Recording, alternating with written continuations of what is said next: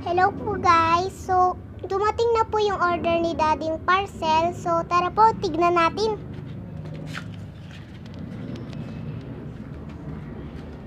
Thank you. Ito, ingat kayo sir. Oh, hi. Ay po. Ka-video ka pala. Ha? Dumating na yung order ko na parcel from Lazada. Ayan. Obvious naman. So, ito yung tawag ay foam sealant. So, tingnan natin kung effective nga. Samahan nyo kami ni Zoe. Tingnan natin. Try natin kung paano gamitin. Go. Okay, silyado siya.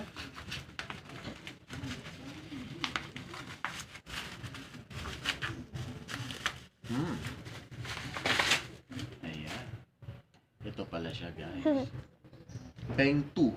Ayan, tapos may hose siya.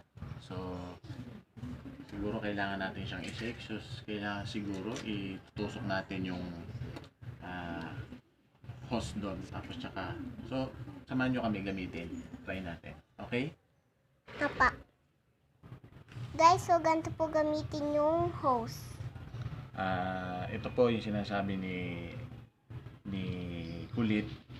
Bubuksan po natin yung top. So, yun, natanggal ko na yung mga tape dito sa labas. So, ganito po siya. Yan, ipapasok po dito yung hose. Paano ba? Parang hindi siya sakto doon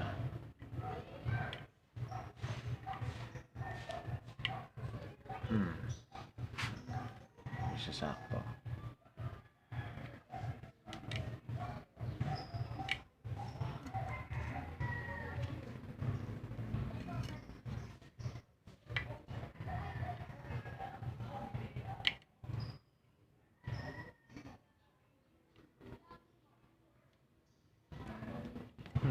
Hindi siya sakto, guys.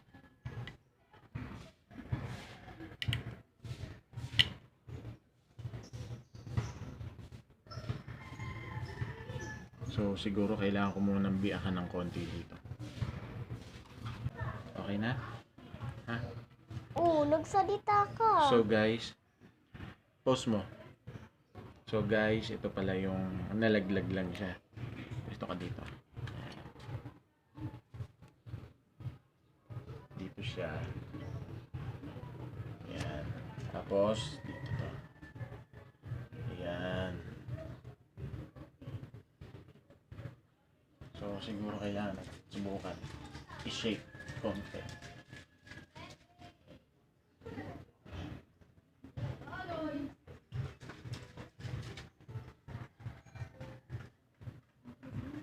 Subukan natin dito.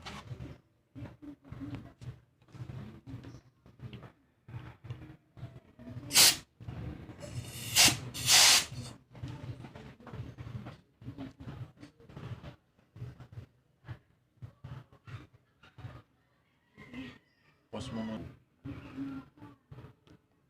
So guys, ito pala siya. Na-try na natin. So lumabas siya. Ayan, ganito siya. So, hindi na namin nakuha ni Zoe. May pressure na lumabas. So malakas siya. So ganito siya. Pagka halimbawa ito yung butas. So ganito siya. Ganun siya. Nakita nyo guys? So, okay. Samahan nyo kami dun sa loob.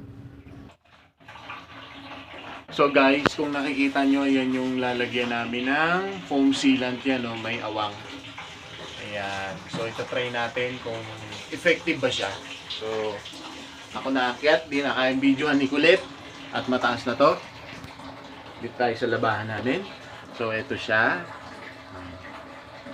Bombahin natin ngayon.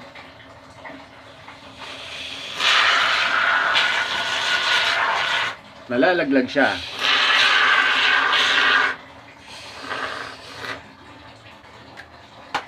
Nalalaglag siya.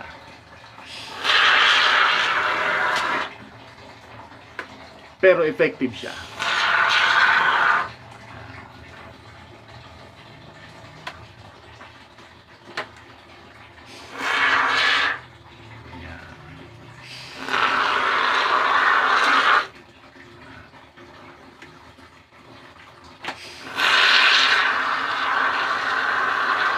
Yun, ganun pala dapat. Pinakaloob.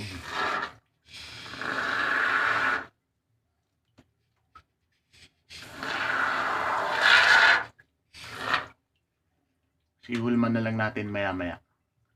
Okay, ganun lang siya. Medyo makalat siya. Sinubukan lang namin kung saan nahantong ang lugar na to. Makalat na po dito. Yan, ayan na ang resulta ng aming pagbablog. Ayan. Ito po ang aming makulit na si Zoe. Ang resulta ng aming pagbablog. Ang kalat na. Iyari tayo kay misis nito. Mami, nandiyan ka ba? Naliligo? Yes. Ang kalat na. Sige, lagot kayo sa akin, ma'am. Oh no. Siya guys. Hanggang sa muli. Kung ano man ang maisipan naming i-vlog. Thank you guys.